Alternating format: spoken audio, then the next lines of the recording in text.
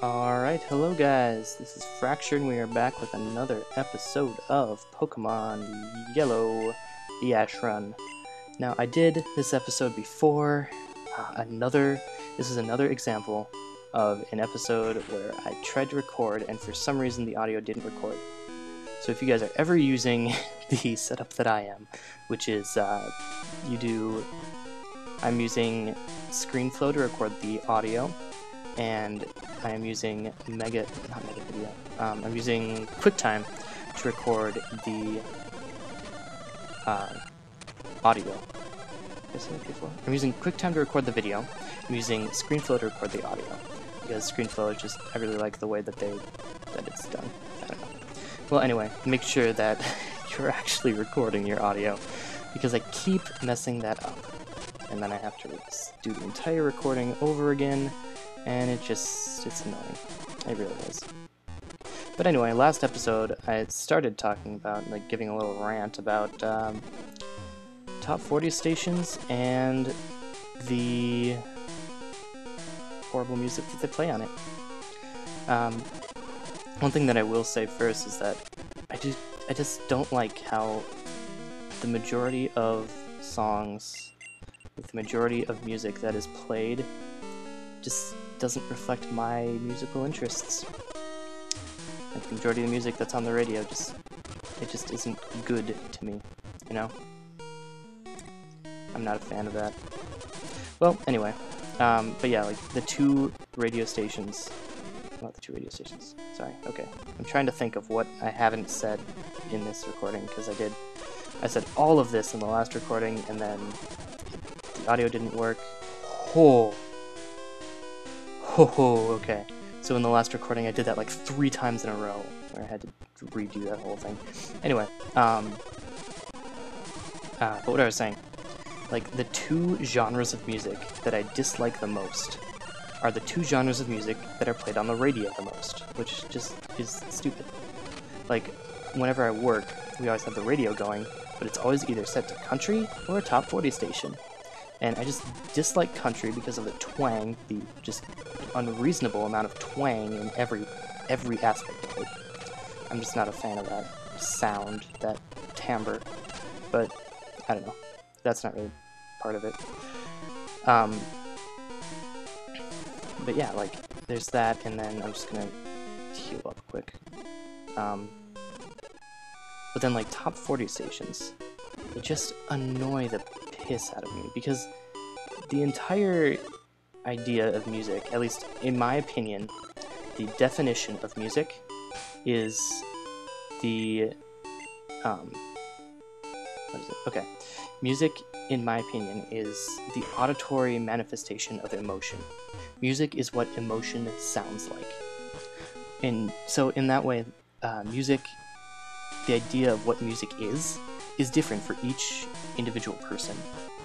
So what makes me feel is going to be different than what makes you feel. So music to me is different from music to other people. But it all depends on what you actually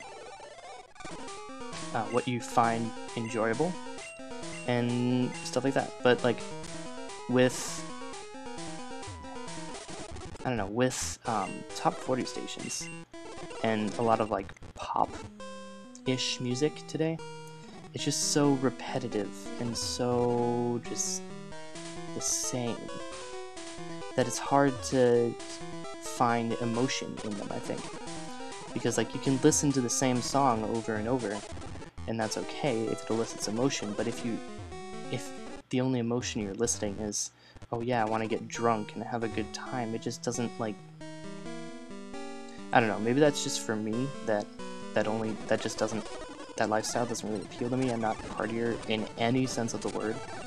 I do drink on occasion, but I don't party. I don't know. But like I said, if you guys enjoy that kind of music because it elicits some kind of emotion, then, good. That's amazing. You enjoy music that you enjoy. That's the point. That's the point of music. But when I don't know, Okay. The biggest problem that I have is with the song, I don't even know what it's called, but the song that goes, "We found love in a hopeless place." And part of my problem is that, and this guy drops the lift key, by the way, part of my problem is that I can say that song that goes, "We found love in a hopeless place," and you guys just know. You guys will probably, most likely, know what I'm talking about, because it's so common. That song, like, that is basically how the song goes. It goes, "We found love in a hopeless place. We found love in a hopeless place. We found love in a hopeless place. We found love in a hopeless place. We found love in a hopeless place. We found love in a hopeless place. We found love in a hopeless place. We found love in a hopeless place. We found love in a hopeless place." And that is how that song goes. Obviously, I know that there are verses to the song, but it's just, like, they're so few and far between, to use a cliche, and they're so, like, I don't know. Not to mention that they also have the exact same, you know, melody. We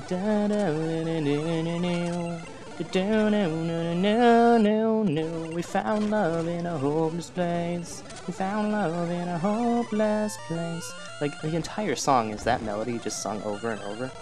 And not to mention, and this is one of my least favorite things about this song, the build-up, quote-unquote build-up, is so rudimentary and so just like...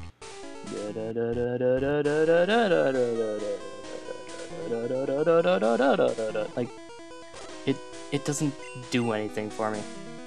It just doesn't. I'm gonna use up the last of my potions here. Oop, nope. Okay, there we go. But yeah, like, it just doesn't do anything for me, you know? So what if you found love in a hopeless place? Tell me more about that. Don't tell me the same thing over and over again. It's not gonna help. But, I don't know, and just the build-up in that song is... Okay, like, what did they do when they decided what the build-up was? And I know that this is a big boss battle, and I'm kind of speeding through it, so I'm actually gonna slow down here. But, like, at what point did they decide that this song was going to go, okay, so here's what we're gonna do. In the exact same key that the entire song is in, we're going to do an ascending scale, okay? And then within that ascending scale, what we're going to do, okay, and this is the best part, we're going to add a crescendo. A crescendo to an ascending scale, and then once it gets to the top, once it's built up to that top, here's what we're going to do, and this is going to be ridiculous. We're going to turn it into a dance beat. We're going to add a beat. We're just going to cut out the scale and we're going to add a beat. And that is how that thing is going to go. And someone in the office at that point said yes. And to that person I say, fuck you. Because that is the most rudimentary, most boring build-up I've ever seen. It's just so dumb. Like, if you want to build up, look at, what's it called? Damn, what's that song called? It's the Second Symphony of Sibelius.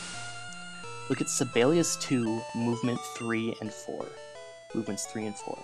Because all of Movement 3, the entirety of Movement 3, is build up to Movement 4.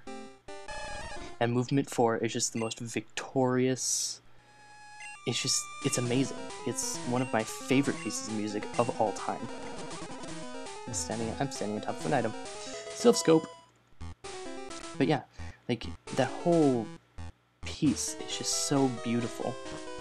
And you can see that whoever wrote it just put so much emotion and so much time into what, like, whoever wrote it, Sibelius, put so much emotion into what he did when he made that song, and he wrote that song.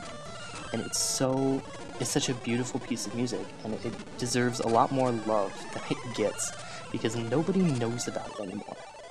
Granted, it is dead white guy music, but, like, it's such a beautiful piece of music, and nobody seems to understand that. They all want, oh yeah, we want build-ups, we want beats. Well, take a build-up from classical music. They're so much better than the build-ups we have today. But then again, like there are examples of build-ups that occur in more, well, not build-ups in general, but like that electric sound, that house music. Actually, I'm gonna go back and get oddish quick. There are examples of that are in contemporary music that I really enjoy, and one of those is the band. Let's see, what am I gonna get rid of? I'm gonna get rid of Bulbasaur for this gym. One of those is the band The Limousines with their album Get Sharp. And if anyone's heard it, I don't know, I love it. I love that album. I love to work out to it because it just gives me that, like, it's pumped. But also the lyrics mean something. The lyrics have some sort of, you know, they have substance, which is so much better than you can say about most any other piece of music that has been written as of late, in terms of house music and electric music and things. Like, the lyrics actually mean something, and that goes a long way, I think. But I don't know, it's one of my favorite songs on that album is Sword Swallowing Whore. It's a perfect example of doing house music with a dance beat that has something to say, and it does it right. It does it just so right, and it's amazing, and I love it. And fucking rap. Really, Bellsprout? But yeah, just that song. Just, I got a date, I'm a sword swallowing whore. I'm burning up, so put some water on me. Made my mistake, and I'm sore. Well, I don't even know what the lyrics are at this point, I guess, but, you know, it's a good song. I really like it, and it does a lot in terms of setting up for a good song. It's just a good song. And I think what I'm going to do, I'm just going to beat up the trainers on the outside here around Erica, and then in the next episode we will get all of the trainers inside of this cut circle thing here. But yeah, that song, if you guys are ever looking for a song that's really good, just, your search is over. And especially the songs like Very Busy People, or I think it's just called Busy People. It's such a good song, and it has something to say. It really does. It just says, like, you know, it just has a lot to say about society in general as we see it today. Just like, well, I could do something productive, but I just really don't want to, you know? Just the lack of motivation that people show so much in society today, and I'm a very good example of that, is shown so well in that song, and I just love it. And yeah. So that's pretty much the end of my rant. I might continue it in the next episode, we'll see. But for now, I will see you guys next time. Hopefully, I recorded the audio this time. See you guys later.